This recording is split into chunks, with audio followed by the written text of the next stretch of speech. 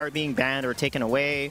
We expect Sky to potentially be banned, or they can pick a hard counter into it. I don't know what else in jungle-wise they want to pick in terms of like maybe Samuel.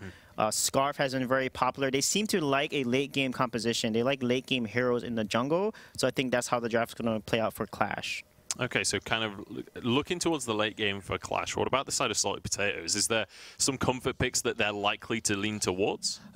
I don't think we've seen really enough from Salty Potatoes to say that there's picks that they're going to lean towards. There's picks that they're very well known for, like Blackfeather. Sneaky on Blackfeather used to be synonymous, but he has kind of moved away from that. Every so often they've now picked Blackfeather and put it on the Joker instead. So there's a lot of picks that they can play and that they play very well. So I don't know if there's much that we can say is, okay, it's Salty Potatoes, so we know that they want to get this pick. Yeah, one interesting thing about Salty Potatoes, I studied the draft from yesterday, is they actually got Baron Cat, and then Baptiste was open. They did not take the Baptiste. They actually picked Samuel. So I don't know if they know about the Baptiste Cat combo or they are comfortable playing it. So that was interesting coming out of that draft. Grumpjaw Captain, I hope they don't do that again. It's just not as effective. Team just know how to play against it. It's good with double CC if you have like a Glaive or a Baptiste, for example, but not with a Vox and a Blackfeather because they don't really offer additional CC and stuns. So let's see what they're going to do. So Qlash is going to head ban that Baron. They're probably going to first pick the Lyra here. That's what they've been known to do based on their drafts. Take that Lyra, and now Salty Potatoes will probably pick up, given what they have, potentially Blackfeather, Samuel, but they may want to secure support like Grace first before they do that. And then by picking Grace, they need to ban Sky away from Qlash. Qlash has played that twice. Catherine also an available option, but they are going to go with the Grace in the end, not wanting to... I think realizing that at this stage in the Vainglory 8, people are going to ban that Baptiste if you lock into Catherine first. Yeah. If they do not ban Sky, they're going to lose the draft. Okay, they ban Baptiste. This is really bad for Salty Potatoes. They need to take the Sky now because Sky with Lyra is what Qlash just excelled on. And they're going to counter this Grace really hard unless Salty Potatoes has a plan for this Sky-Lyra combo that Qlash likes to play. Qlash on A side normally likes to ban Idris. Arden, Baptiste is normally like their bans on that side. So I think with Idris still being up, they may just ban him out and not give them the Idris Grace combo, or they may take away something that's good into Sky, maybe like Grumpjaw Grace, Koshka Grace potentially. Let's see what Qlash decides here, or maybe even Samuel. They don't want to give that Samuel Grace kind of sustain combination. And you can see there the stats of the Sky. 53.8% win rate, so above average, I guess, is if you say 50% is the average, but they obviously when you pair it with the Lyra, and certain teams have a much higher win rate with it than others. Qlash is a team that really likes it, but they're gonna be taking the Samuel off the board, so. Now, Salty Potatoes, are they going to go for the Sky just to deny it? They're going to go with Kestrel, and then they're going to give Qlash their Sky-Idris combo that they play. So I think most likely they'll probably play Idris with Sky. Weapon laners-wise, they can even do potentially Glaive, because Glaive is really good into Kestrel. Or they can do Gwen, if they do play Gwen, to kind of counter the Kestrel active camo with the Gwen Buckshot reveal. So there's a lot of options, but I'm pretty confident Sky is going to come out on the side of Qlash here. And then the weapon power laner, they will pick what they feel is the best into this current picks from Salty Potatoes. Yeah, Idris still available, although it's not the greatest going straight into Grace. Scarf instead. They're going to switch it up. So, wow. I mean, Scarf is something we have seen a lot of in the European Vainglory 8, and it's something that's been incredibly strong, usually paired with an Arden, but definitely strong in its own right as well. Yeah, it's one of those picks that just scales incredibly well into the late game. They're going to grab the Idris as well. So unbelievable late game power coming out from Qlash. And with the Grace Kestrel, they obviously they're going to have to be very wary of the damage coming out of the Kestrel. Whether the Kestrel goes weapon or crystal. I would like to see it be a weapon Kestrel, just to be able to drop into that active camo if she gets jumped on by the Idris. And so hopefully this will be a crystal jungler that they're going to go for as their final pick. Probably Sky. I mean, honestly, Sky would be great against Scarf. Can reposition against an Idris. Is good into Lyra. But they're going with the CP Blackfeather, or maybe Weapon Blackfeather and a CP Kestrel. Again, CP Kestrel is not that good into a Lyra because Lyra is a queen of poke. poke competition. And Salty Potatoes have two very excellent Blackfeather players. Sneaky is renowned for his Blackfeather, but of late, it's been going on to the Joker, and he's been able to perform with it just as well. So there really is a lot of questions until they get loaded into the game. You're not really going to know who is going to take which Probably hero. Weapon Cache or CP Blackfeather, though, I believe.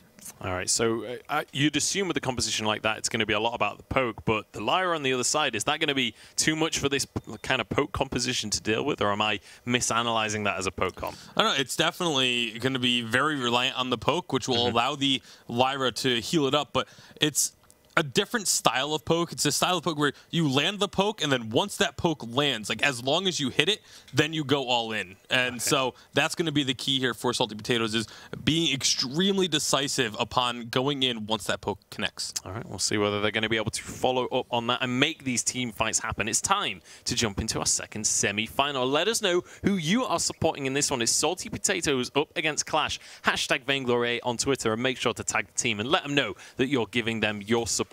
But let's pass it over to our casters once again to get into semi-final number 2. As mentioned, super important matchup here for Sneaky Potatoes, the only of the bottom 3 teams currently in the European League to make it to day 2 in week 2. And they're able to take this series, and they may just find themselves in 6th position and a chance to hold that and make it towards the Unified Western Live Championships. Of course, for Team Qlash, formerly Rising Lotus, here AJ, they are looking to secure that spot as well. A lot higher up in the standings, but a win here will guarantee it, I believe. You know, that was beautiful, Dalsy, but Sneaky Potatoes, that is a team name I am not familiar. Is it like the Jay Giles band? Like, he's named the team after himself? Yeah. So in Europe, we have Sneaky Potatoes, and we have Leon Reborn. Reborn. Just some casual. Careful, by the way. He does have fun. Actually, Joker's here.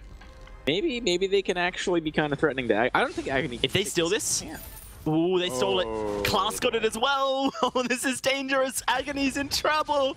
Joker with the first blood, and that's going over to Sneaky Potatoes.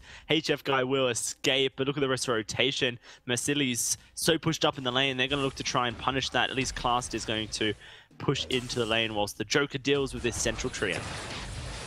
Man, that's a lot of pressure coming out of Qlash already. Grace is very difficult to deal with in the early game.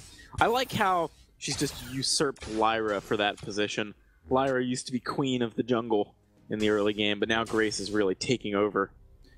Lyra is mostly focusing on just playing back, playing safe. That being said, Qlash, as I mentioned earlier, does have to be careful not to overextend. Let's talk about the comps as a whole real quick. Dalsy, both you and I in the pregame were like, it'd be cool if we saw a Weapon Blackfeather, but we did not. We're seeing the Crystal Blackfeather in the jungle. This does seem to be the preference of a lot of players right now, and I can certainly understand why.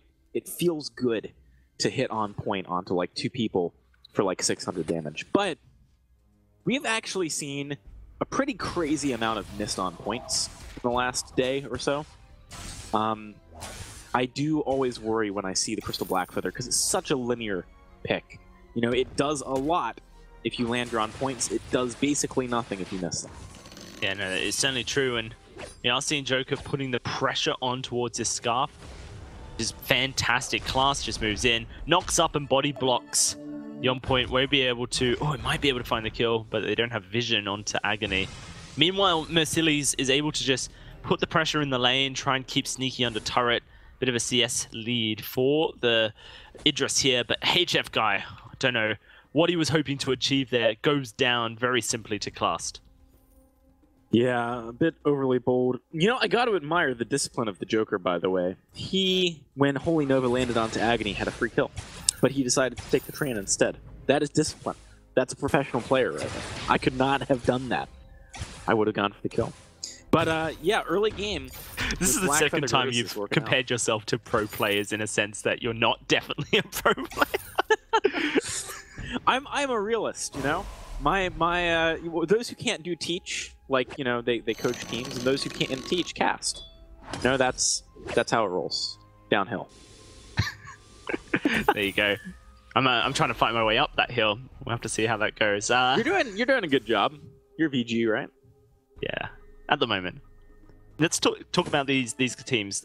The one reason, you know, just going back to your earlier point, AJ, about the reason why Black Feather in the lane as a weapon power may have been more successful, though Joker 1v2ing Agony.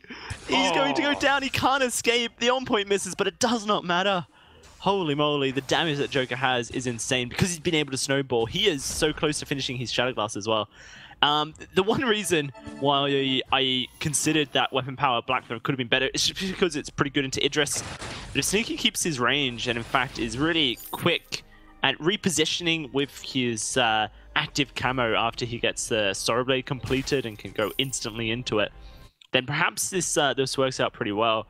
I think that CP Black Feather can only be good into Idris if you are if the Idris is not in a position where he can go proactively into the back line.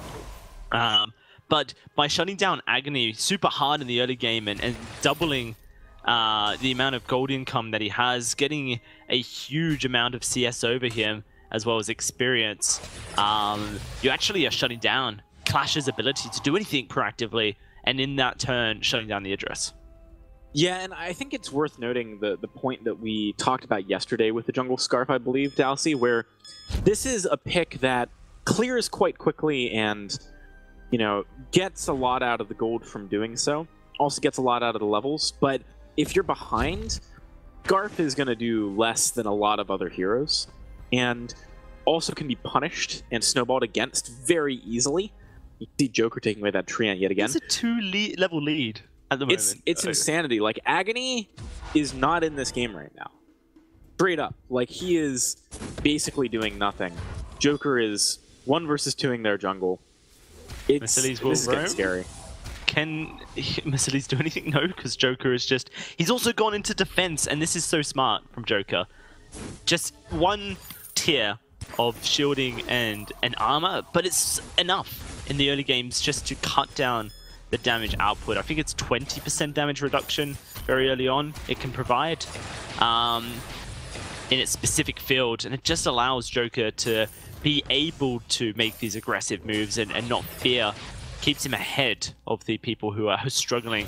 Sneaky doing a lot of work to Massilis in the lane. It's a 2 versus 3 as far as like people are concerned, but if Sneaky keeps his distance, then he can keep them at bay. Yeah, it's a good point. Right now, Salty Potatoes is just in such a dominant position. You can see the Joker constantly moving up. He isn't able to get that Treant, but I like the fact that he was going for it. He's doing so much damage already. How do you even deal with this is the question. I think that, honestly, Qlash, they've just got to play extremely slowly. They got to turtle. They got to play safe. You know, doing anything... Whoa. Okay. Doing anything other than just farming safely is probably not going to pan out. I wonder what you think. I almost see some rationale in swapping Agony into the lane. Just because the Scarf does less than the Idris, I think, without gold, and right now he's not getting gold. Yeah, no, I think that if you wanted to focus on just pure gold income, then that's certainly a thing. But, you know, one of the reasons we see Scarf in the jungle is purely for the experience that he can get from the jungle. Rush towards that level 12, get your overdrives there. Does finally finish his Frostburn at 7.5 minutes. It's pretty slow. Massilis needs to keep up on gold as well. On this Idris, his build, the Sorrow Blade, Poison Shift, Tension Bow, doesn't cost too much compared to other weapon power builds, but it's all about getting those defensives online as well. Idris, a deceptively squishy hero, actually, hasn't got a huge amount of health. He makes up for it in slipperiness. You know, that's the Idris and shielding thing, as right? well. Yeah, you're able to dodge around a lot. You've got your ultimate to kind of piece out of a fight for a little while. There are certainly ways you make up for that intrinsic problem. But Salted Potatoes, I think they are quite easily going to be able to deal with that a lot of the time. You know, the Joker just needs to be very disciplined, I think, on the trigger finger with on point. You've got to make sure you're not firing it off into a situation where Massilis just dodges and you're not doing anything for a while. Because, I mean, this is the one thing to realize about the Joker and where he is in the game right now. Although he has been really dominating and is very ahead, the moment he misses an on point, it's a noticeable cooldown. You know, 3 seconds is not insignificant. During that downtime, Mercillius can jump on a Sneaky, find a kill, for example. There's ways that Qlash can capitalize on the pick. You know, if Joker doesn't play this perfectly, all that gold is only going into basically the one ability. Yeah, Joker currently just sitting off the side here, doing a lot of poke damage. The side of Qlash. Yeah, struggling to stay healthy despite the fact having a Lyra. Mercilli's pops his ultimate. In fact, did he miss the fountain as well? I believe he may have, getting the heal just from the sigil alone. So HF guy, a little bit of a mistiming, the communication of when to use that fountain when Shimmer Strike is available. And Joker's just continuing to do what he's been doing this entire game. On points from the side, putting the pressure on. The one shot will jump into Mercilli's, and Mercilli's is going very low. This turret under siege, almost dead. They're going to be able to secure it here simply. Salty Potatoes, 2,000 gold up, and they are looking good. They're looking very good, and they're doing a good job of utilizing their lead to take objectives rather than just going for kills. It's not too difficult to get into the mindset when you're under the turret that with Blackfeather and Kestrel you can just poke out your opponents, and either you get a kill or they have to back. But what they did was like split their poke. So they put Blackfeather onto enemy hero duty and Kestrel onto turret duty, and they kind of took both down simultaneously and made Qlash make a decision. And there was no good answer, right? So I like that a lot. You know, they're playing to their lead very smartly. They're trying to find the windows given to them. Itemization-wise, it is worth noting that Agony is not hugely far off picking up a second item, and I also think it's worth noting that he's going for probably a Broken Myth second, which is actually kind of interesting. Like, you know, not infrequently when you're at this much of a deficit, it can feel like you need to get something that'll keep you alive, like an Eve. But I actually think Broken Myth makes a lot more sense. Because you need to actually be able to kill Salty Potatoes, and with how little gold you're getting, now is probably your best bet of finishing Broken Myth and actually doing damage. Yeah, like, I guess a quick start guide for anyone trying to work out, should I build Eve or Broken Myth? Most times Broken Myth's better, but really it comes down to what's the enemy doing and what are you doing? Are you wanting to team fight? No. Really, Qlash don't want to team fight. Are you being forced to team fight? Well, yeah, we are. And so because they're being forced to team fight, the Broken Myth is necessary so that they can actually team fight. Another fight is breaking out, but it's not looking good for Qlash. The Dragon's Breath coming out, but it's just not doing any damage. Joker has an Aegis. The one shot will connect. No, it was just him coming through. There it is. I'm a future teller, I guess. An HF guy will go down as well. It's an ace for Salty Potatoes, as clean as they come. And they are going to look to take a second turret for it. Really nice stuff there from Salty Potatoes. I think that it was partially Agony being so split from his team that caused the issue, but also partially Mercilli's committing in a way that he couldn't afford to onto Sneaky with the ultimate. Sneaky just ran away, and Qlash's team was like, sorry, Mercilli's, we're not following. There's no way we're going to be doing that one. But that ends up being an ace and a second turret picked up for Salty Potatoes. This is what gold leads are made of. They're sitting at quite a substantial one right now. Kraken is still 2.5 minutes away. So in terms of things remaining on the map for the side of Salty Potatoes to leverage, it is starting to get a little bit more difficult for them to find openings. I'd say, though, that they are probably strong enough just to siege the tier 3 turret. Yeah, we do see now that the Broken Myth's finished for Agony, but, you know, Joker with that Aegis pick, I was curious as to the Aegis pick because I didn't quite know exactly why Salty Joker would want to prioritize shielding, considering how far behind Agony is on his item builds. It's so that he can just stand there in the Dragon's Breath and tank it all up and not actually feel threatened whatsoever. He did accidentally buy an Eclipse Prism. I did spot it. Really wanted to go towards a Piercing Shard instead, so Joker going to be slightly behind on his build. Bit of gold wasted. That could actually matter too.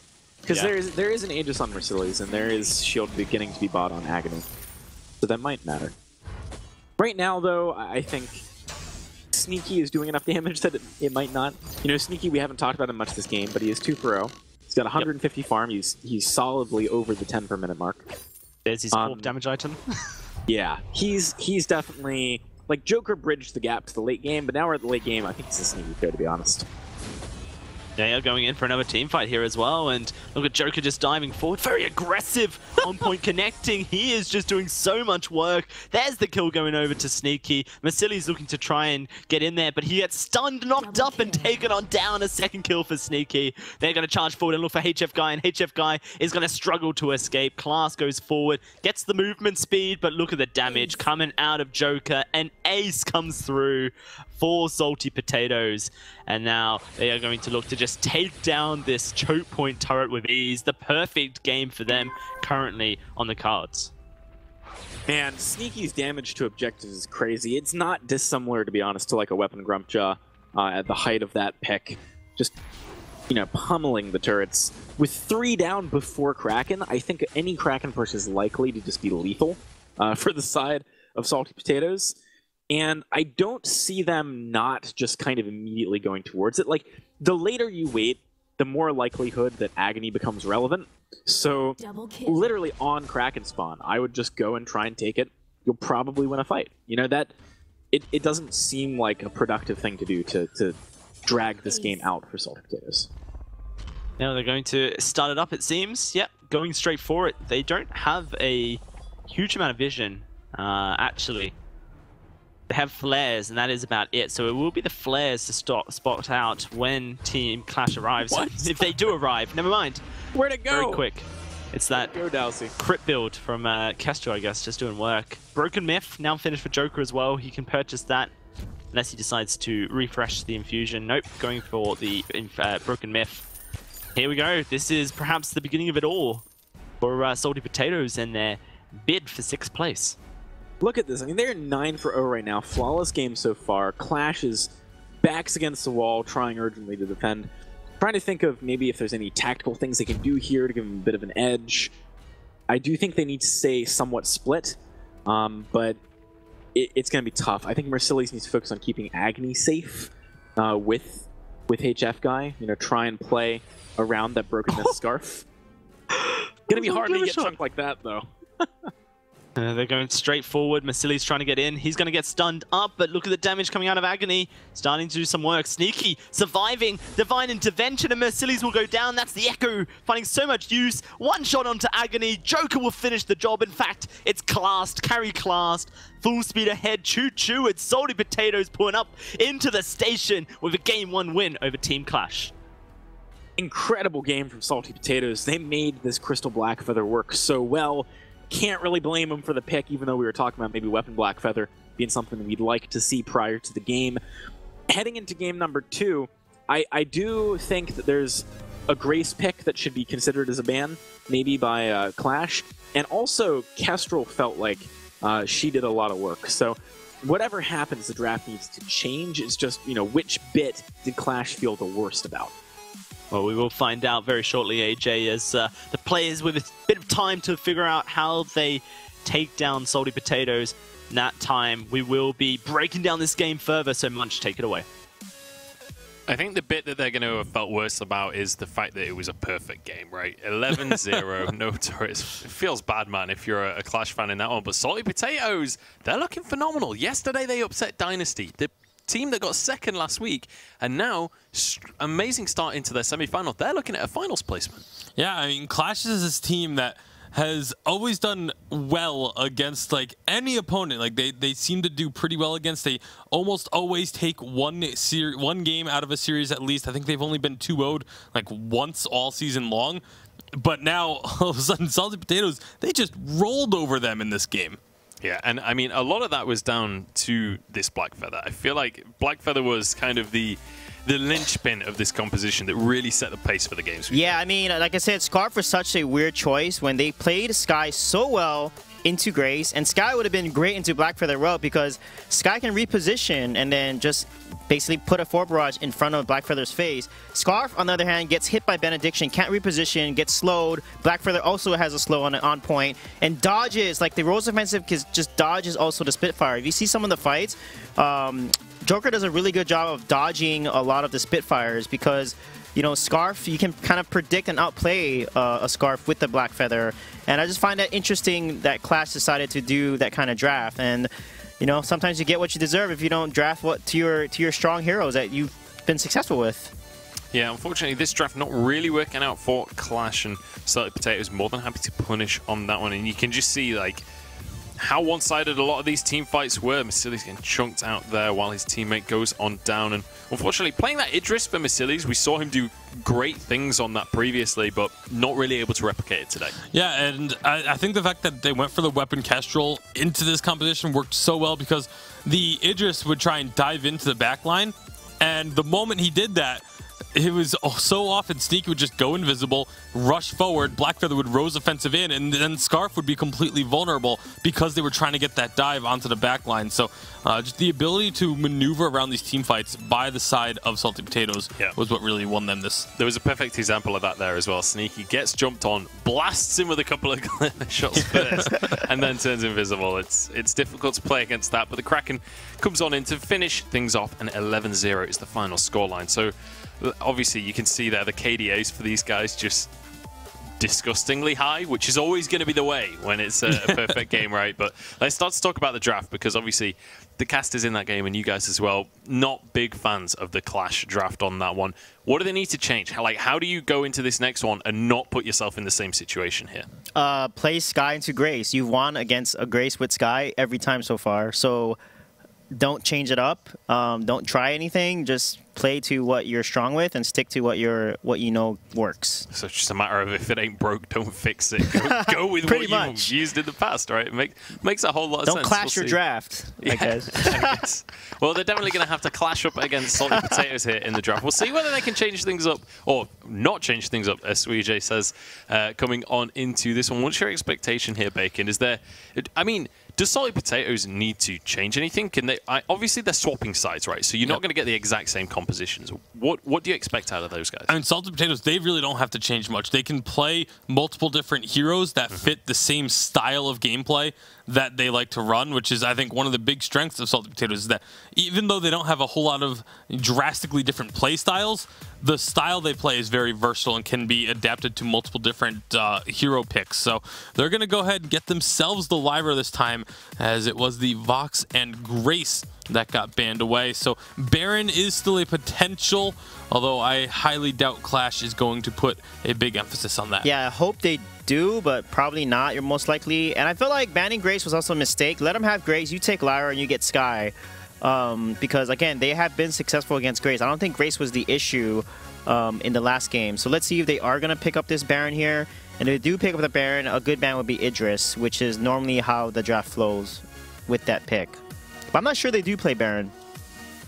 I think we've seen Massili's play Baron like once or twice, but not convinced it's like the pick for them. We've seen him obviously on a lot of Vox. Idris still available for him if he does want to lock that in, but Catherine will be the pick. Catherine.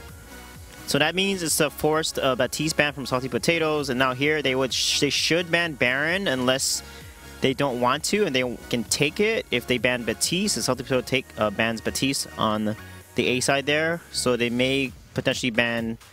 Okay, they're going to ban Blackfeather here.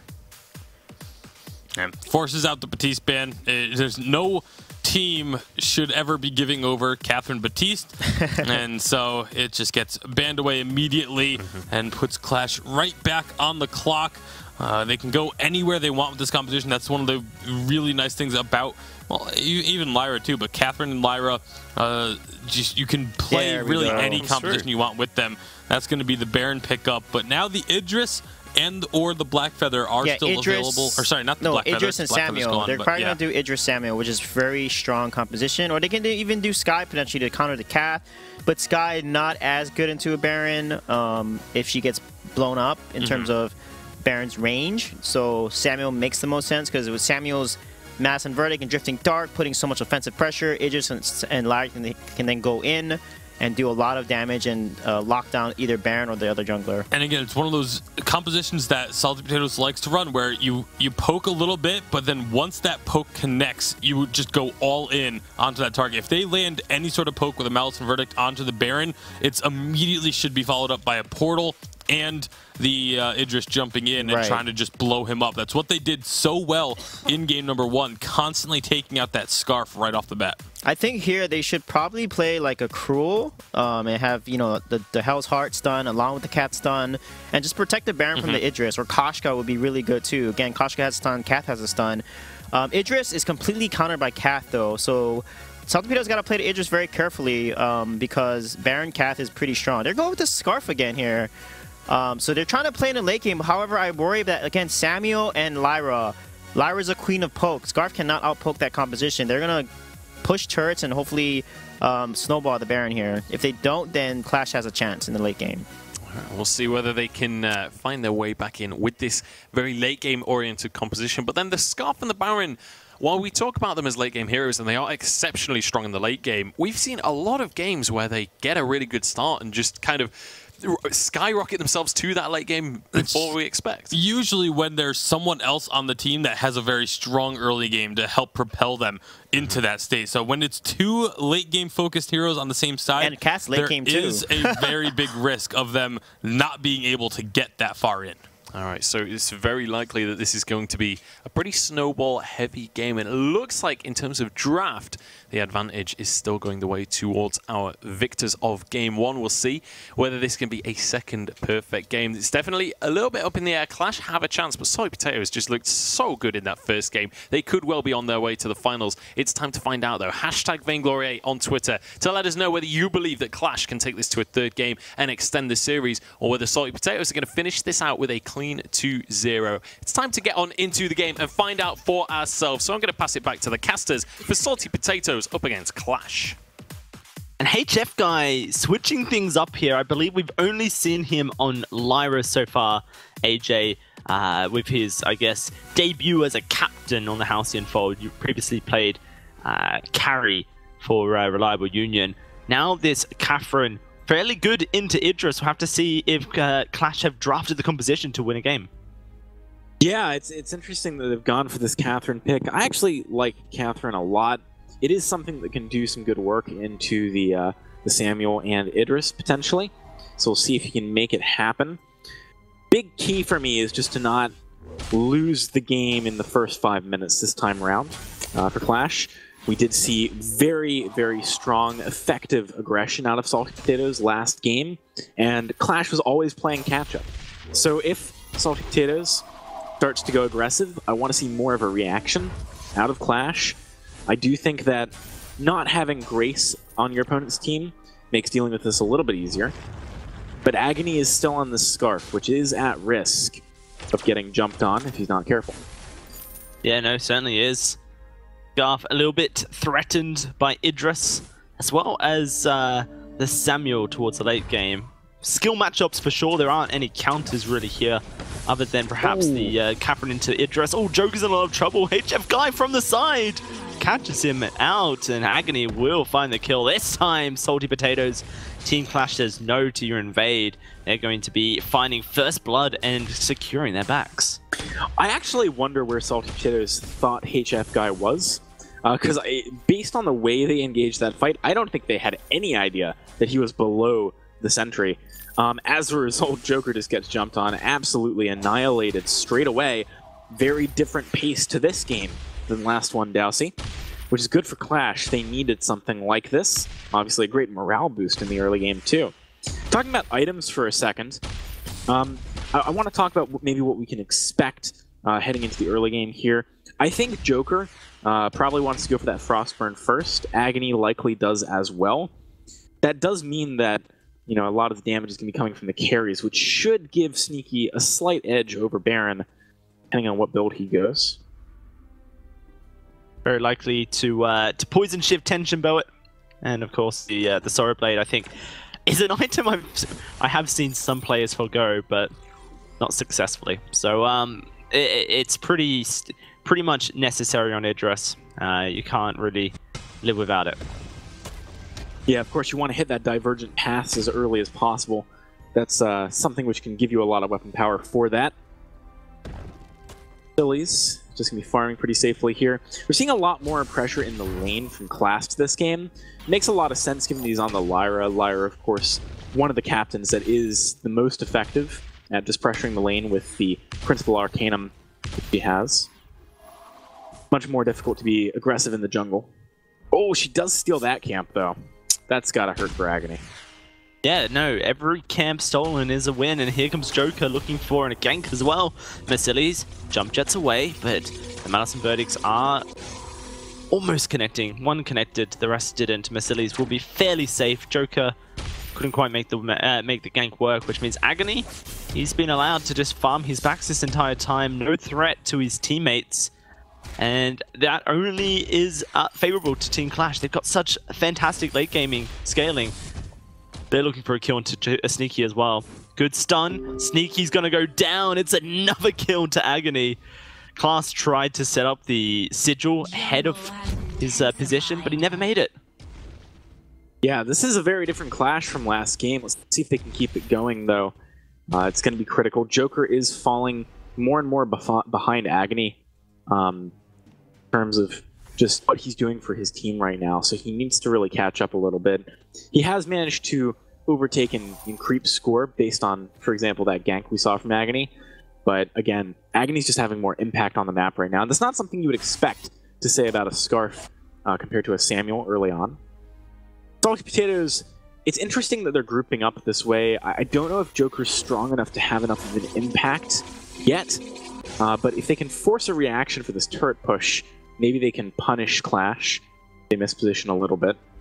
There's always a window to get into the game and get an edge. Not sure that for Salty Potatoes this is the best window, though. I think trying to just pressure the jungle might be more effective. Agony can really struggle on that Scarf early. But they need to find a way of shoving the wave prior to pushing into the jungle so that Sneaky can actually rotate and back up the team. Oh, it's such a cute bait. Oh my gosh, Qlash, can he survive? Yes, he can. Mercilli's with the jump jets there. Baited Sneaky and Qlash in so hard. And Agony was there waiting. They figured, oh, he's got no escape. We can jump on top of him and do a lot of damage. Nuh-uh, not when Scarf's lurking by. They forced the fountain. 40 seconds now, AJ. But Team Qlash not likely to actually look to try and pressure that fountain being down. Yeah, I think that's pretty unlikely. Sneaky, notably, has picked up a Sarblade and has Divergent Paths unlocked. It's going to help nicely in these fights. It's a pretty big difference having a blink compared to a dash when you're against things like goop in areas that you need to leave very fast.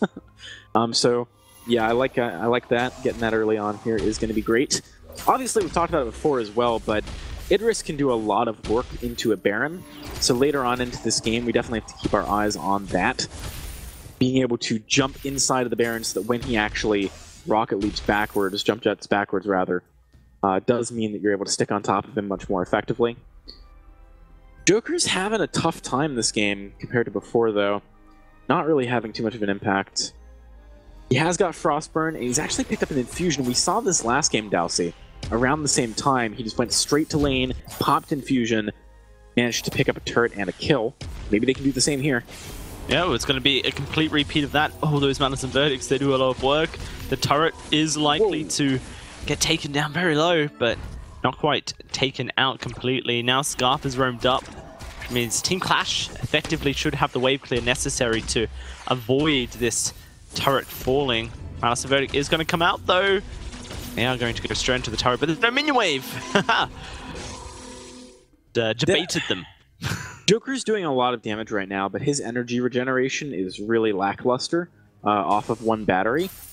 I don't think they can get this turret unless someone from Qlash mispositions and takes too much damage so that they can't actually defend, especially if Joker gets stunned.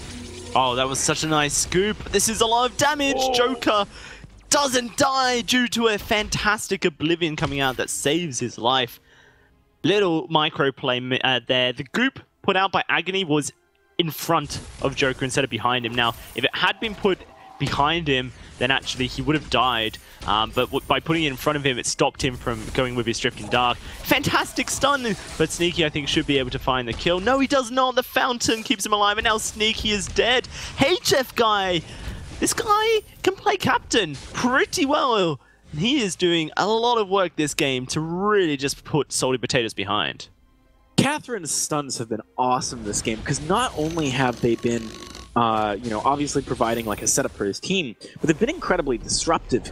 He's used them at times where Salty Potatoes are trying to do things in order to burn things like Drifting Dark or other cooldowns. It's really, really effective. This game is so radically different from the last Dalsy, which does speak a lot to the fact that Qlash is a team that actually seems to have quite a strong mental game. You know, they did not get tilted off at the last one, even though it would have been easy to, which is a big deal. Salty Potatoes, it doesn't work the first time, though. It's not insanity if you keep doing it again. That's what Einstein said. They're going to be trying to go for another push onto the turret here. Yeah, and Abraham Lincoln said Vainglory is my favorite game. So just some nice quotes for you guys there to take to your history lesson as soon as summer's out. Another fight breaking out, but Choker this time gets popped. The goop stops him from escaping. The fountain just wasn't effective. Sneaky going to get chunked on down. That was a late Crucible, and that's going to cost Sneaky his life as well. Holy moly, Qlash are just stomping at the moment. If they were able to lose game 1 in a perfect fashion and then come through and win game 2 in a perfect fashion, I think that is perhaps one of the greatest feats as far as mentality is concerned. Qlash doing his best to keep this turret alive, but it will not stay alive. It will go down to one more Spitfire, and that is going to be Team Qlash with a 3,000 gold lead. Massive lead for them, especially considering the composition that they have. They're going to be doing so much work earlier than they should be in the later stage of the mid-game especially. Salty Potatoes, I don't blame them for, you know, as I jokingly said, trying the same thing again and again. I do think that they want to be putting on the pressure early, but they have not really been able to find the good windows. They're not really responding to HF Guy, especially particularly well, with reflex blocks, for example. At this point, things are getting to the stage where they might not be redeemable for Salty Potatoes, just because their composition does not scale the same way. They do have strengths in the late game. Idris is good. You know, Samuel is good. But I think that Baron and Scarf probably outclass them just a little bit, especially because they both get to play from the long-range line, whereas Idris has to put himself at great risk to set up for Samuel to be effective. And for that to work, Samuel needs to not get interrupted and intercepted by HF Guy. So there's just a clear path to victory for Qlash, and a much more nuanced one for Salty Potatoes. Yeah, no, I'm a little bit surprised. Talk about what I want to say in a bit, though, as Sneaky takes a huge chunk of damage. Qlash drafted Catherine Baron. That is a screaming late game to you, right? Catherine, obviously one of the biggest late game heroes there are. And Salty Potatoes' response to that was, we're going to match you with some late game, you know, Idris and the Samuel. Now, I respect the Idris pick, not because Idris is my bae, but because, you know, it's very effective into the Baron, and many people will agree with that. However, the Samuel pick kind of just says that we're going to try and out late game, the late game comp. And that is a very dangerous game to be playing. HF Guy echoes his blast tremor, keeps them silenced forever. Now the haters are going to have what they say. Coming in, it is going to be Salty Potatoes going for this massive engage. Mercilles will lose his life. Sneaky chunked on down. He's going to jump forward, and Agony finds one. Agony going to get the second through the help of HF Guy. Qlash will go down. It's just Agony showing up on this Scarf. Has something to say about his previous loss here, AJ, and that is a 5-0-3 scoreline. What on earth was that engage? You can't just stand on a goop like that. That was, I mean, they gave Agony a highlight reel play. They were like, I'm so sorry we crushed you last game. Here, you're redeemed. You know, like that was crazy stuff. Crazy stuff from Salty Potatoes. I'm blown away. At the same time, Qlash, you know, it's like if someone gives you the gift of a gym membership. Right? It's a tough gift to actually get value out of, because you don't really want to go to the gym. But they did. You know, they went for a year, and now they're buff. That's what they did off the back of that play. They played it perfectly. So I'm not going to take anything away from them. I love it. That is the most interesting analogy I hear, but I hear you, AJ. I hear you. So does Exhale. He hears you too. I mean, if you're trying to make that analogy, you got to think, okay, what are gifts that you have to use well or like attentively to get value out of? I can't think of that many. Gift cards? You just spend it. No, that's not the same. If you don't spend it though, the company makes money. Poof. Capitalism. Unless the value of the gift card increases over time. Economics. All right. Let's talk economics of this game, though, Dalsy. 8 kills to 1. Qlash are still looking real good, even though we saw that 1 kill picked up by Salty Potatoes. It's pretty hard for them to actually go in, and I think that last fight was kind of a case study of that, right? If you actually try and engage onto the side of Qlash, if Qlash are stacked, then you're setting yourself up for failure because you've got to stack too, and there's going to be a big goop. Also, Joker can probably not follow through the portal. I think we've seen that off the back of those kills as well. So I think the way you win fights with Salty Potatoes is maybe even not to engage, to try and force something like a jump jets out, but not get broken by it, and then you re-engage or something. I don't think a straight-up fight goes well for Salty Potatoes right now. Yeah, Salty Potatoes are struggling to find their in route. This is going to be Sneaky finding a bit of damage onto Mercilles. Has a very peculiar build, Sneaky. Tornado Trigger and Tension Bow. Now, I've experimented with this. You do it when you don't think you need any healing or poison shift, sorry, because there's no healing on the enemy team. But actually there is healing on the enemy team. Scarf has Eve of Harvest and he's going to sustain. And also Idris once more, a squishy hero. Oblivion goes out, but it is going to be Crucible. The Silence not able to be Crucibled as it had already been used. Salty Potatoes do walk away with a turret. Their second turret, tier 2. Really just out-rotating Qlash there. I actually, not a fan though of this this Idris build. I've tried, I've experimented, and I often find that you just don't have the sustain to actually be able to take people out, and I'm hoping, I guess, for Sneaky's sake, that he's just a much better Idris than I am, and he can prove me wrong and prove that this build works. The one thing that I don't mind about it is that with things like the Tension Bow and the crit, you're kind of softening up one person for maybe Joker to be able to execute, but I think that is hard to execute on because of things like this Catherine. I said it earlier, right? Catherine has been doing a great job this game of not only setting up kills like she's about to maybe, but also disrupting their plan. Oh, Merciless is going very low. Sneaky gets chunked, however. Sneaky trying to escape. Here comes that Dragon's Breath. The Oblivion does get blocked up. Once more, Team Qlash not quite able to jump on. Really great disengage. One thing Salty Potatoes has going for them for sure. Merciless is going to be forced back to base. Yeah, so that was a good example of what we were talking about earlier, Dalsy, where it's just easier to execute on what Qlash are trying to do. Joker was pretty much a non-factor in the most of that fight, because it's very hard for him to safely chase in, even though Mercilles wants to be diving very deeply. Sorry, Sneaky's looking for the kill? Ooh, so close to finding it, but once more it is Mercilles backporting. Or at least running back to base. There's nothing really to be taken for Salty Potatoes. It's so unfortunate that they aren't able to execute off little catches like that. Means that they are just forced back into the middle of the map. Alright, so with Kraken on the map now, you can see that Qlash is being a little bit more cautious. This is how games get thrown if you're not careful. If you actually lose a fight here, then Salty Potatoes has something substantial they can take. If they hadn't already taken 2 turrets, I'd say that probably they'd want to go for the turret play we saw yesterday, Dalsy. I remember us talking about that, just to get the guaranteed gold, but I think they can make something happen with Kraken if they get it. Vision is kind of key here as well. I have to admit, Salty Potatoes is doing a better job of actually maintaining forward vision. Qlash, gotta be careful.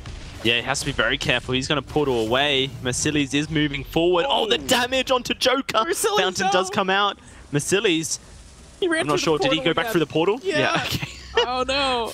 But what's just happened here is Salty Potatoes started up a Kraken and Team Qlash finished it! What a mistake from Salty Potatoes. They thought they could take it in time. Now trying to start up a fight. That's going to be Oblivion blocked up. Agony's in trouble, being taken down. So Joker will get bursted as well. Qlash nowhere to go, has no portal. He's just baiting it. And that's him gone. Trying to get Sneaky away, but he's not able to pop the heal in time to give him the movement speed. I think Sneaky should be okay, but holy moly, Salty Potatoes, that was a desperation play gone wrong. That was bad news bears, man. Oh boy. I like the idea But Qlash should not have tanked a stun. Like, he needed to leave immediately, even if it meant portaling. And then the entire team needed to turn, fight in the choke point, try and get splash damage down from the Joker, and make it difficult for Mercilles and Agony to split up and kite around Sneaky. It was not well executed on, just from the offset rather. So yeah, Salty Potatoes, yeah, man, this is going to be tough. They really need, I think, maybe they could even just go for another offensive item on Sneaky. Just burst someone down. Yeah, no, right? So you can and you can't. It's so hard. Against the Catherine, you need the reflex block. And without the reflex block, you're not going to get sustained damage onto your target. And without the armor, you're going to get destroyed by Mercilles. So you're not in a position where you can actually sell one of these two items without basically risking your death. Either way. It's very difficult. The thing is, he's going to die no matter what, though. I mean, you're against... I think past a certain point, you have to cut your losses, right? You're against double threat comp. They're both ranged threats. They've got a Catherine to protect them. Once you go in, you're not getting out again safely, unless your team dies instead, as we saw in the last fight. So, just be like a nuke, right? Like, just go in, do some damage, then you're done. In theory, he can just take Mercilles out if he gets in there. The other issue with not building Poison Shift, going back to that old card, is that he's not actually cutting down the effectivity of a Fountain. 33% healing reduction ain't that bad.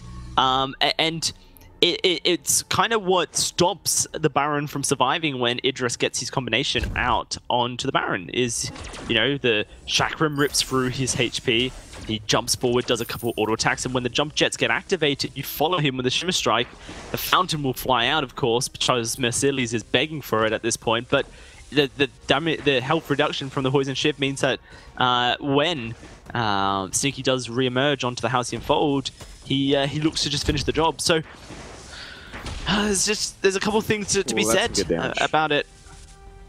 And the splash out of Mercilles is pretty crazy right now. This is rough for Salty Potatoes. They've also found themselves in kind of a dicey position. They're not going to be able to back safely. They got to fight.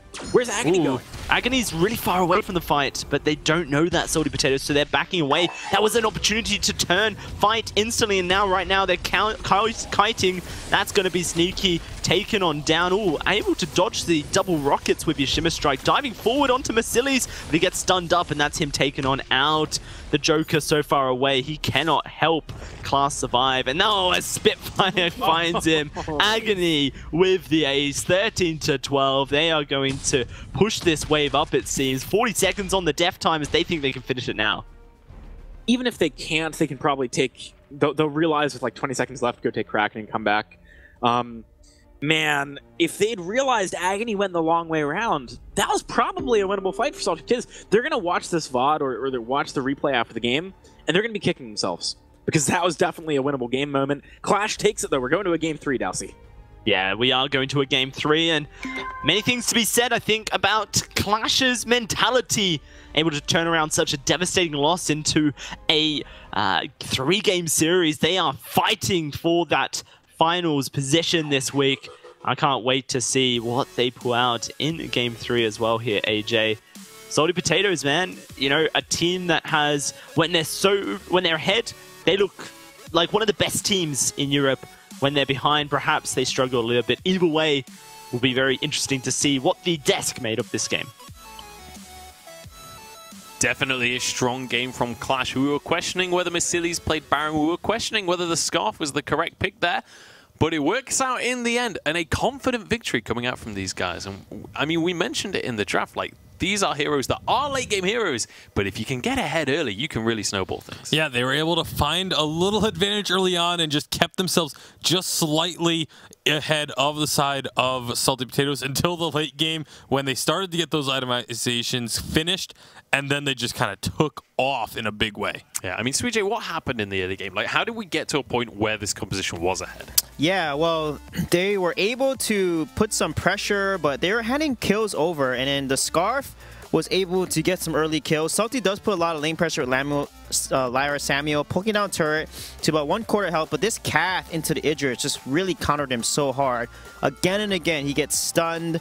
He can't get his win condition up is when he uses his Shroud Step. He gets a barrier, but when Cath initiates with that stun, it just disables him so quickly. And then Baron and Scarf were able to burst the Goop Spitfire combo. Look at these stuns. I mean, just constantly locking people down, and they're as a result, Qlash is comboing really well when that person is stunned. And what Salty needed to do was then they need to use the Lyra Samuel pressure and get turrets earlier. They almost got the turret at 640 mark. They needed to get that turret early. They get it at the 11:15 mark, but Qlash gets the first turret at the 9-minute mark. So they just didn't play to their comp strength with Lyra being such a dominant lane. And no minion candy too didn't help that as well. That was a beautiful moment there from Agony as well, managing to clean up that fight on the Scarf. But there was a moment in the game that I feel like set the tone for that entire game where you see Salty Potato stop the Kraken, and Qlash just swoop on in there and steal it away from them after Salty Potatoes had started it themselves, and then this fight occurs. Yeah, this was a situation where Salty Potatoes were really kind of desperate for a win. They were desperate to have anything go their way, and starting up that Kraken, had to back off of it, and then trying to go for the fight immediately after, just a big mistake, and really what ended up being the decisive moment, because from this point on, there was nothing that they were going to be able to do to stop this push. Yeah, alongside that Kraken, there was no stopping the Baron, just annihilating those turrets alongside the Scarf as well. It's always going to be difficult in that situation, especially when you're that far behind and the enemy's the late game. Yeah, it was funny too. I mean, there was one key fight at 11:30. They took the first turret, and then they counter-engage. And that didn't work out for them. They just blew up with auto AoE damage. Again, Lyra portaling and everyone jumping into the portal. Scarf and Baron, so much AoE damage, not good. And then they pushed turret. They did one thing really well at the 14:30 mark, is they pushed the lane and got a free second turret. If they did that for the first 15 minutes of the game and got 3 turrets down before Kraken, then maybe Salty would have won this game. But they just didn't, again, do that until the mid game, which is really weird at the 14:30 mark. Weren't really able to capitalize. I guess assign their win conditions and turn them into a victory. And I believe this is the fight where, or this is the final fight of the game where Qlash managed to just clean things up, and Agony just burning away on the health bar. Sneaky once again, unfortunately unable to take these kills. And look at this snipe from Agony right at the end. Spots him out in the brush, and doesn't even spot him. It's a blind shot, but takes the kill. Yeah, and as long as you get that hit, you'll know where the target is. You can always tell if a Spitfire hit a target or not, so it was really easy to clean up from there. But, Mercilli's playing this Baron, we weren't sure if this was a pick that they were going to be able to use, because it's not something that Qlash has done this season. It was a very, very rare pick. If it had come through, it was like once, I think, maybe. But I don't actually think they had played it yet this season. So picking it up here when it matters the most for them, and able to find that victory. Yeah, now this upcoming draft is definitely going to be an interesting one, because, after the draft for that game, we were definitely giving the advantage to the Salty Potatoes. It didn't feel like the Scarf and the Baron and the Catherine would survive until the late game to come online, but they managed to take that one. So where do you go if you're either of these teams coming into this next draft as what's the starting point if you feel like the draft should have gone the other way anyway? Well, deny late game competition from both sides. I feel like both teams don't play aggressive in the early game. They play very much the EU style. Is you get an early game competition and they don't force the power spike. They don't force the turret. There's no point to play early game if you're not gonna try to take objectives and you're not gonna do tight 3-man rotations. If you let an enemy team rotate better than you, then you're in trouble, because that's exactly what Qlash did. They were able to rotate with Catherine, Baron, and Scarf and got early game kills. That should not be the case against an early game comp. All right, so try and deny those late games so that you can force the early game, or not even force the early game, but so that you're on even footing when it does get to that late game stage, when the fights are actually going to be happening. We're going to be jumping into draft for this one anyway, and starting things off and see how Qlash are going to deal with things now that they're back on this A side and Salty Potatoes on that B side. Both victories so far in this series have been B side wins, so maybe Salty coming out with an advantage in this series, or is that extrapolating a result that doesn't necessarily correlate?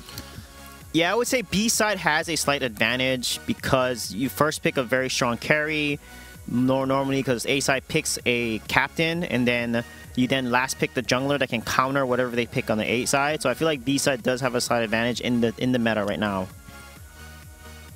All right, well, Grace and Lyra going to be the first picks of this draft. Both Baron and Volks taken off the board. So relatively standard stuff to kick things off just here. And we'll see how Salty Potatoes are going to move forward with this ban. Yeah, probably ban Idris and try to take the Baron here, but Qlash... Oh, I mean, sorry, Baron's not up, but and take Vox or something. Oh, Vox not up either. What am I looking at? They might potentially try to take like Samuel with Lyra here, so I think Samuel may come as a ban against Salty Potatoes and not give them that Samuel-Lyra combo because it would be pretty good into Grace. And then, oh, it actually can take away the Scarf. So that means that leaves Skye and Lyra open, so I think Salty Potatoes should last pick the Skye, I feel, and maybe take a strong one-power laner that they feel is good into Grace. I wonder if it's a little bit risky to try and save the Skye for the last pick, just because we know Qlash is very good with Skye. Even though they like to run it with the Lyra, I think they could very easily adapt it and run it with the Grace as well. So they're going to go with the Kestrel on the side of Salty Potatoes. This is what worked for them in game number 1, so looks like they're just going to try and revisit that a bit. Maybe go for that Black Feather as their final pick. Yeah, I've got an interesting statistic about Lyra, actually, that she's actually picked in 51% of games, and that's not including bans. She's picked in over half of the Vainglory games. Very, very popular. It's insane how popular she is, and how often she gets through without being banned as well. But Samuel going to be the lock-in here for Qlash. Yep, so Samuel's going to be picked up instead of the Skye there, which makes sense.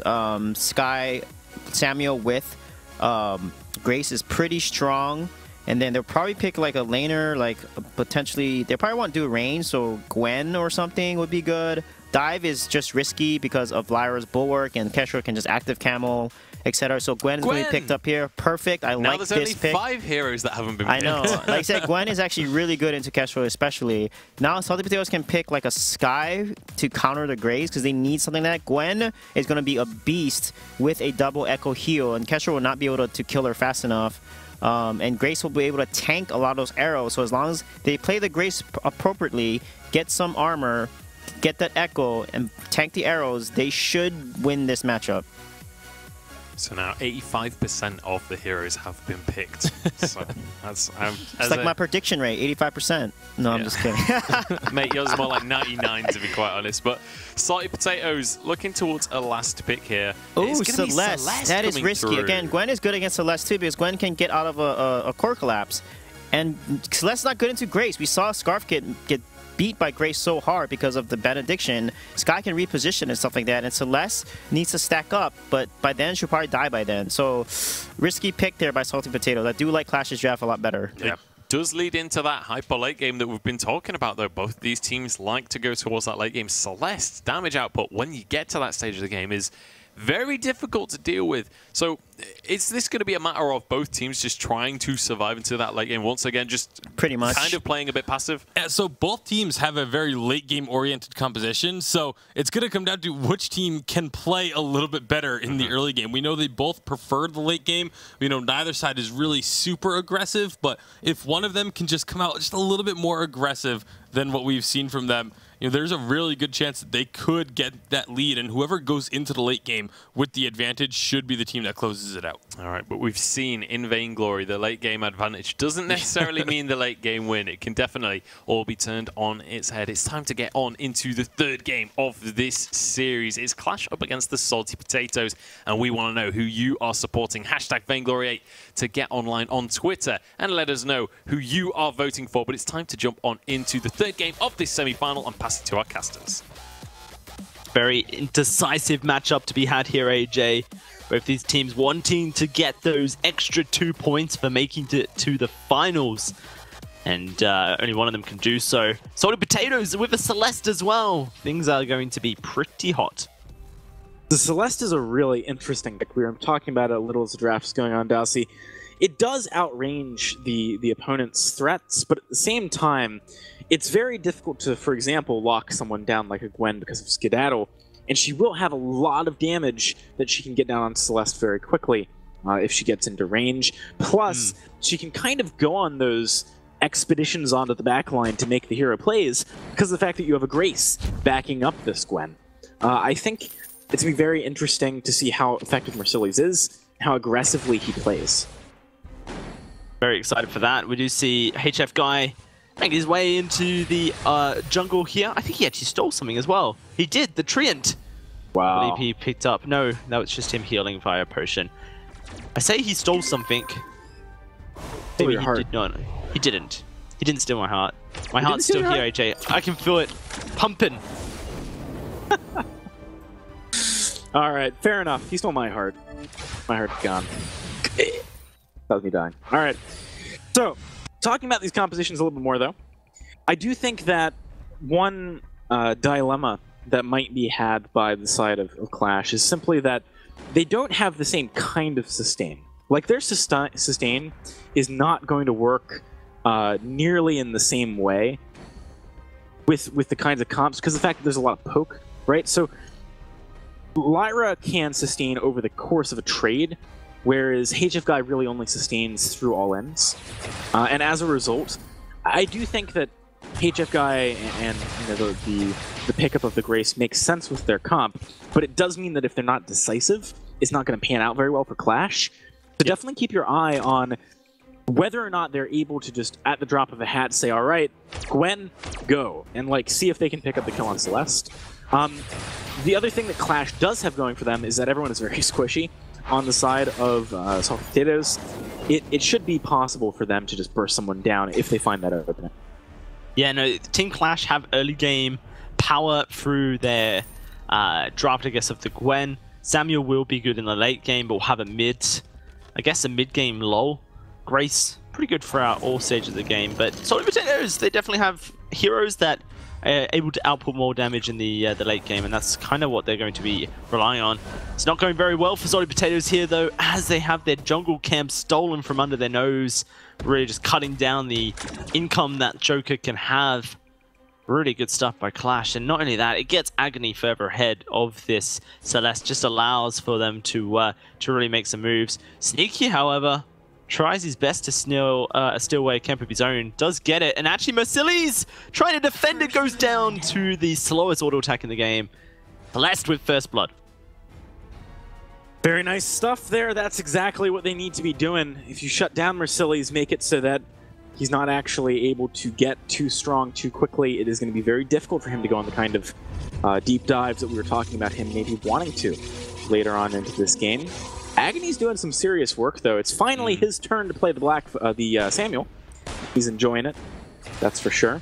I wonder if he'll go for the same infusion play a little bit later on, because that can be very, very strong stuff if he goes for it. I think with the amount of damage that Qlash has, they very likely pick up a turret with something like that 6-minute infusion. Yeah, I'm very intrigued to see what the difference in Frostburn timings actually is between Agony and the Joker. Will, I think, tell a story of how far ahead Agony is at this point in the game. Currently, that one kill will tie over Salty Potatoes for the next little bit, but however this team fight is played next is really going to be a problem for Salty Potatoes. There's a huge fountain window where HF Guy has his and Qlash isn't going to finish his for the next 30 seconds or so. Depends on how quickly he can get to the shop once he hits that 800 gold. And there is a pretty limited amount of lockdown on Qlash, though, so it's pretty hard to capitalize on things like the soft CC that Grace provides. She provides the slow when she goes in the Benediction, but there's not really much follow-up to that keeps someone in range. So I think if Qlash wants to commit to a kill, they really do have to run very far forward. That could be punished by Joker rotating up, finding a core collapse, or Sneaky getting a good active camo down. Makes the target selection from Qlash very important. I think you have to engage onto Joker or Sneaky. Going onto Qlash isn't really going to pan. But on top of that, I think it's going to sort of make it so that, you know, if they don't find a Holy Nova, Salty Potatoes can really easily reposition and just start poking back at Qlash. Do have that fountain finished for Qlash, as well as a tension bow picked up here by Mercilli's. A little bit slow, actually, to getting that tension bow online. And for Team Qlash, that's a key part of their win condition is snowballing this next 4 minutes of the game. They can do so, then they put Salty Potatoes far enough behind, they'll be alright, but they're not able to, then Salty Potatoes are going to be very happy laughing their way towards the late game. It seems like these Frostburns are even going to be finished very similar times, AJ. Agony's got his, the gold for Joker to combine his Heavy and Eclipse Prism into a Frostburn is there, although currently doesn't quite have the freedom to go straight down to the shop and pick it up. The Frostburn spike is definitely a lot better for Samuel. The level 8 spike is a lot better for Joker on Celeste, though. So I wouldn't expect to see Salty Potatoes necessarily either rush Joker into the shop to get the Frostburn because it's going to matter a lot. Ooh, whoa, sneaky. That was a lot of damage. I wouldn't expect them to prioritize getting Joker's Frostburn like super fast. He might just stay here and push the wave instead because he doesn't need it. You know, he's not going to make any plays off the back of that Frostburn probably. At level 8, though, I would expect him to try and get that Frostburn and get to a shop ASAP, because that's when you get the bonus range on your Overdriven Heliogenesis, and you really start to mess with the shorter range characters on Qlash. Agony and HF Guy actually prevented Joker from going down to the shop and finishing that Frostburn, and so he's been stuck in the lane, and by taking Sneaky down, just allowed them to really put the pressure onto onto the Salty Potatoes roster. Nothing was gained apart from, you know, perhaps CS lost Sneaky's way. Currently sitting about 10 CS behind his opponent. Which is great stuff for Mercillies again here in this game. Agony does roam up to the lane. Once more, 2,000 gold on the Joker. He had the money for Frostburn. 1,100 gold ago. Whoa. He's just not been able to spend any of it yet. Is trying to get level 8. Should be able to get it off a couple of minions here in the lane. And that is a nice little power spike for the Celeste. As I said, I think this is fine, though. Like, now that he's level 8, he's going to get Frostburn and actually be able to do something with it. But prior to that, I think it would have been pretty hard. Interesting, Sneaky went for a tension bow. Given that Salty Potatoes probably are not looking necessarily to fight that early, it is a bit of an interesting pickup. Top of the Star Blade is going to be a lot of burst damage. Maybe they're going to sort of look to punish any overextension from Qlash rather than just strictly playing a turtley game, which is not a terrible plan. They do have the high range on Joker now, so they can probably do that a little bit more easily. I think still Salty Potatoes are playing for the later stages of the game. Qlash, ooh, that's a bad spot. Yeah, Qlash gets bursted right down. He's able to escape, but look at the damage coming out of Agony onto Sneaky. Ooh. So much work going out, and Qlash is going to be forced to give a heal all up to Sneaky, just trying to regen. Whilst Joker makes his way up towards the lane, this turret down to half HP, and Qlash are looking to try and take it down. If Salty Potatoes are able to clear the wave, then the longer it takes for Qlash to take this first turret, the better the chances of Salty Potatoes scaling up into the late game.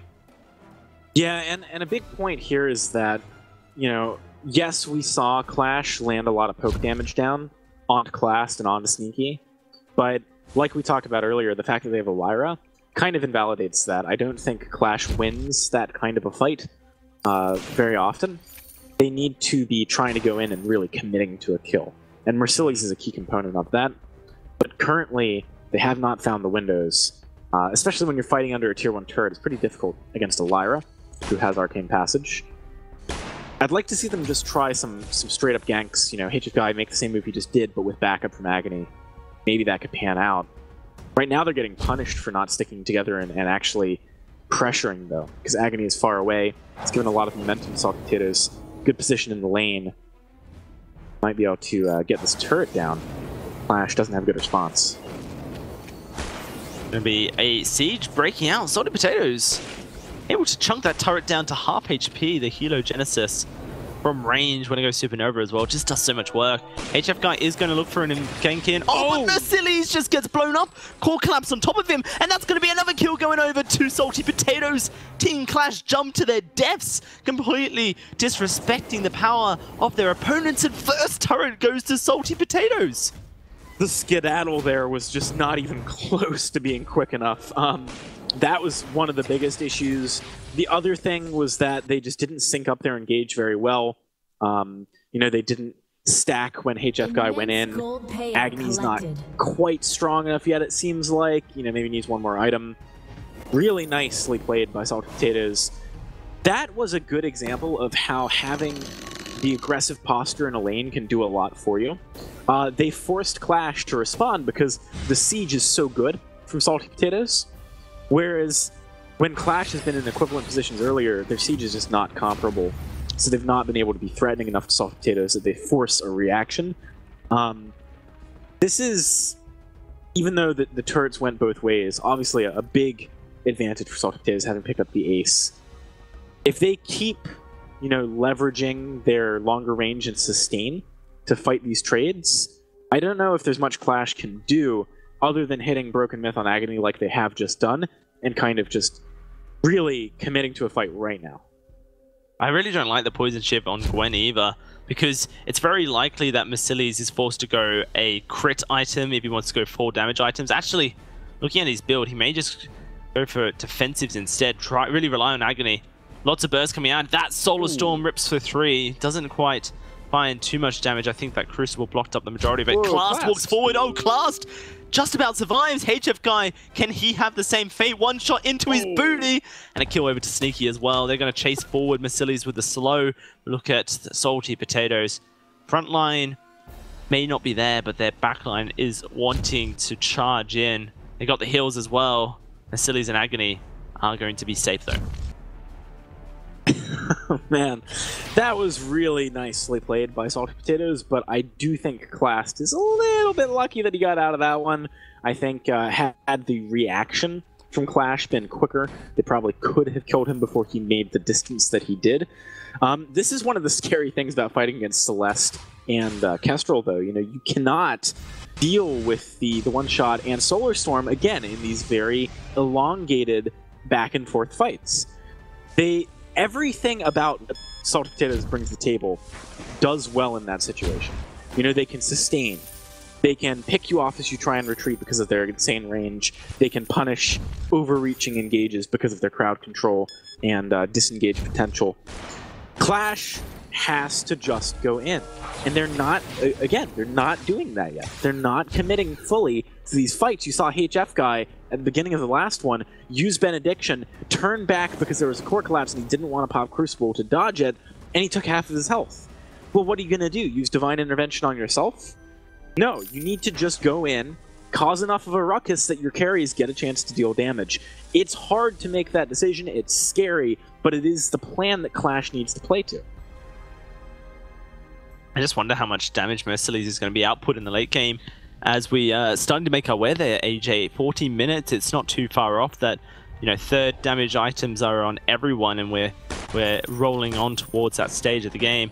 The Poison Shiv is necessary in some sense because you want to try and cut down the healing classes outputting, but it just doesn't synergize very well with what Gwen wants to do.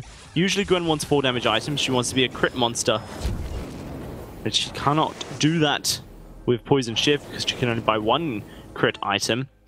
And as Mercillies has it anyway, he's going double defensive. You know, there were other weapon power carries available. Yes, Baron, Idris, and Vox were taken off, but where's Glaive? We've seen so much Glaive in the lane recently, and Glaive fairly good into Kestrel as it is anyway, and would have certainly been fine into the Celeste. So, you know, perhaps just weak hero pools. Perhaps we'll have to see Solar Storm. Oh my gosh, it finds the steal with Qlash and the auto attack. Everything just timed perfectly. The global ultimate. What's with Lyra basics, man? This is 2 steals in like 2 weeks. What I love is that everything hit at the same time. The one shot, the Solar Storm, and Lyra's basic attack. That is synergy on a completely different level. This is bad news for Qlash. We talked about it earlier, but they kind of needed to have the momentum in this game. They certainly do not right now. I think that once Mercillies picks up, you know, actually, I don't know, maybe he's going for 2 defensive items. I think he needs more crit. You know, he needs a Tyrant's Monocle for this game to be doable. But with the items that he has in his inventory right now, that's kind of a stretch. He needs 2. Yeah. Or a Tornado Trigger instead of the Poison Shiv. That's the issue, is that 1 crit item's not enough to output enough damage. You need 2. This is troublesome because that means that they're basically relying on Agony to be their only late game damage. You have basically a hyper carry in the form of Celeste. You have I think weapon power Kestrel when at the top of her game, probably could be considered late game hyper carry in her own right. So much late game potential and just Qlash to provide so much sustain and healing. Qlash going to really struggle once these builds are completed. We see HF Guy go in, is able to walk away safely. Qlash just tanking up all the harass, but great find from Agony to get a Malice empowered verdict. Drifting Dark empowered Malice and verdict off. This is a position that Salty Potatoes are tactically making a mistake in. You shouldn't be fighting in this kind of a choke point. That being said, they've got their cooldowns back up. Maybe they want to go in again. Bulwark's already burned. This is the Drifting Dark once more. They're all backing away, but they've caught out Sneaky. The Oblivion won't quite find a target, but the Solar Storm is going to one shot onto Agony. Moving forward, Joker wants to keep those broken myth stacks alive. They are starting to drop. Team Qlash have been pushed back. Fountain's still there from Qlash. They could look to continue through here. Salty Potatoes does seem like they are very wary that they don't want to face up against Agony's Malice and Verdicts at the moment. So much sustain from Salty Potatoes. They didn't even need to use Fountain in that fight. Sneaky's back to almost full health after being one hit from dead. This is just further, I think, proving the point that we're making about really Qlash needing to just go, which they're not doing. It's getting almost frustrating. For them, not for me. I'm a caster, I don't get frustrated. Qlash, if they can find another fight in a choke point like that, does enable Samuel to be quite effective.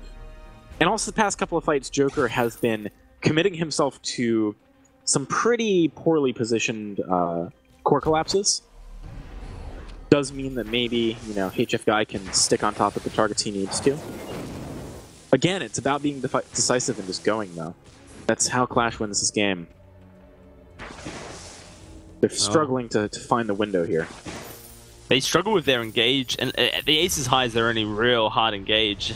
Massili's has hit it multiple times, but they just haven't been able to find the kills off it. Agony gets bursted, Massili's as well. They're going to try and find Sneaky, but he blocks it up, and then he gets taken on down.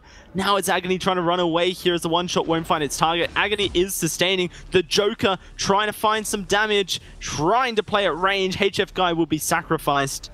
Now it is just Agony, last man standing. The Kraken will be started up. Everyone's so low, but they get a bit of a heal here.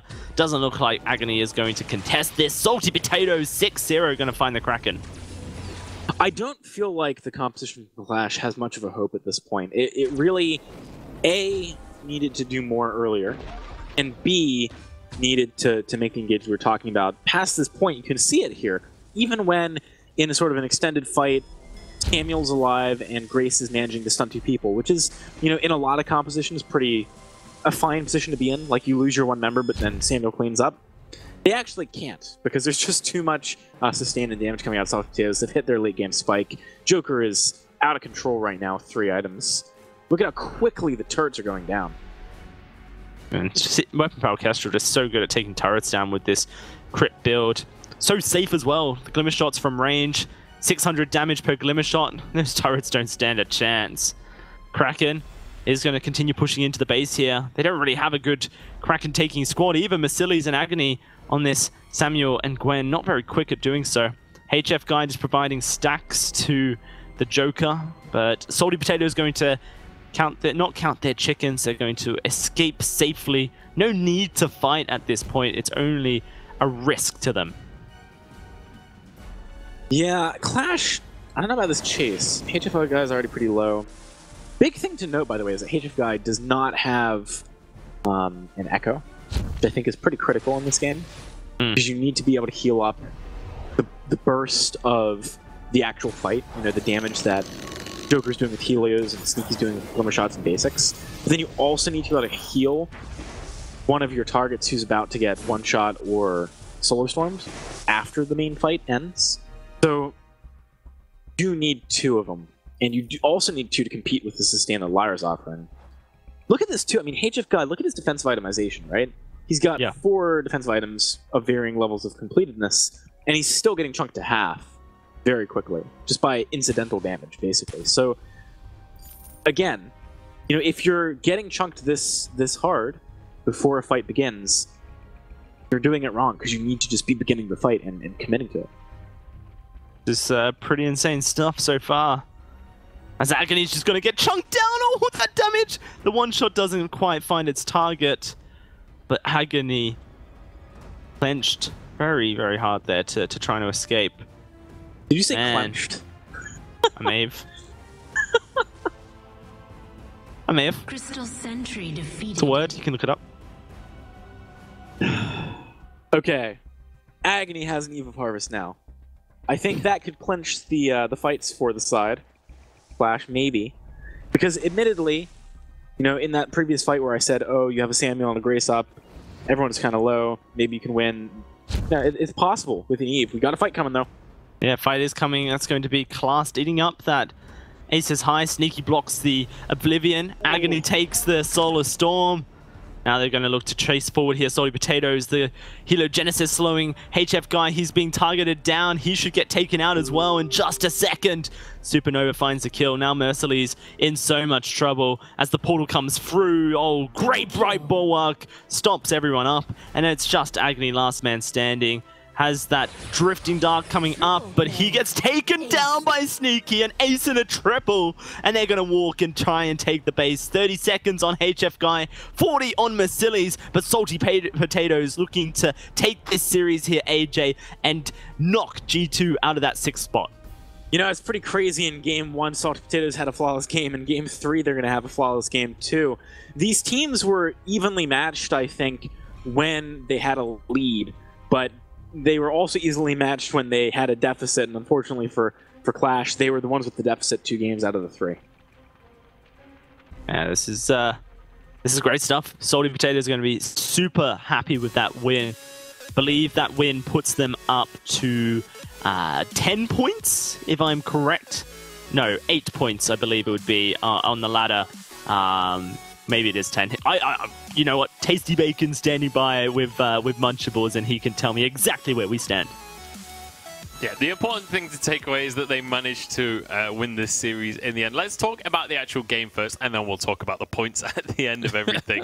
2-1 in the end. Salty Potatoes take it, but this series was a weird one because all 3 games were super one-sided, but the series goes to maximum games. Like, what happened here? I mean, this one was just... It was all compositionally. Like, the entire series was all about the compositions and which team could execute, or rather not execute their composition, I think is more appropriate, especially in this final game. Like, this was really just this last game was a shortcoming by the side of Qlash, because they had a composition that could have done really serious work into the side of Salty Potatoes, but they were just completely averse to all-in engagements against a team that has a Lyra and a ton of sustain. Like, they never actually went all-in when they had multiple opportunities. That was a key fight there, 10-minute mark. No body blocking for HF Guy, which he normally does really well. No ult used and no fountain used when Gwen and Samuel died. So at that 10-minute mark was probably one of the most crucial fights. And I thought that they had this game because HF Guy did such a good job body blocking. I don't know why he built a Crucible. He should have got Fountain, Metal Jacket, Echo, and then that's the win condition for Grace, and you force the power spike. Like, Gwen is not strong late game, and I also didn't like Gwen's build. She should have got Aegis, forget the Metal Jacket, because you're going to get the Grace ult, and get four weapon power items and burst down, build the Baron build and just burst him down, because that's the counter to Lyra. You burst, not try to, you know, poison shift and sustain against a Celeste with Eve and Kestra with so much burst. And they just didn't play their win conditions properly. They never comboed their stuff together. They have a Grace slow, Samuel Frostburn slow, Gwen slow, Gwen stun, Grace stun, Samuel sleep. There's so many things that they needed to do, but they just didn't execute it. It was really sloppy from both sides, honestly. All right, let's take a look at some of the replays of the later game fights, because that was where the game was really decided. Bacon, can you talk me through some of what was happening during these skirmishes? Well, again, you see one target getting bursted very low, and then all of a sudden the heal comes out, but 2 targets are very low, and Grace just doesn't have, without having the Echo, doesn't have the ability to keep both of those carries alive. These Solar Storms were doing so much work. I really do want to commend the Joker for his Celeste play here. He was able to get those broken mid stacks built up, and then big Solar Storms almost every time, hitting multiple targets or just hitting the crucial target here. And in this one, they get a nice little stun to start off the fight. Grace goes in, gets, would have gotten a knockup, but the forced the Crucible out. But where's the rest of the team? They're all still so far away and outputting 0 damage while Grace is going in. And Grace has to use the ultimate on herself. And that's always been kind of a condition with Grace. If you're using Divine Intervention on yourself, you've likely already lost the fight. Yeah, and it's a mistake to focus Lyra, especially after Borg is down. When the Borg is down, you need to rush the carries. Like, don't focus the Lyra because Kestrel and Celeste want you to do that. And again, Mercilli's build wasn't the best. He's trying to out-sustain a Lyra Hue composition that does so much crit damage. And look at the defense on Kestrel and Celeste. They have no weapon power defense. You should have went 4 damage items and blow up the Kestrel. Grace needed to body block, get in front of Kestrel's face so none of the arrows can hit Gwen, blow up the Kestrel and deal with the Celeste. And every time they lost a fight, Kestrel was able to land arrows onto the Gwen, which cannot happen. That cannot happen when you're Grace. That's why if you watch like Cloud9, Gabe played an amazing Grace, got Metal Jacket, and just blocked and disabled the Kestrel. Yeah, and only once really in this game did we even see pressure get put onto the Kestrel, and they were just allowed to back off and heal up because the aggression just was not there from the side of Qlash. Yeah. Joker going to be able to grab himself an MVP. I think his Black Feather performance in the first game of the series was absolutely the reason that they took the lead in the series, and then his Celeste was excellent in this game as well. So great job by the Joker, and that is going to mean that him and his team are moving on into the final. Also, I want to give a quick little shout out to Qlash there, finishing the game 007, James Bond style. So style points for you, my friend. You managing to take that one. But let's take a look at the points at the end of that series and see where everybody is right now within the European Vainglory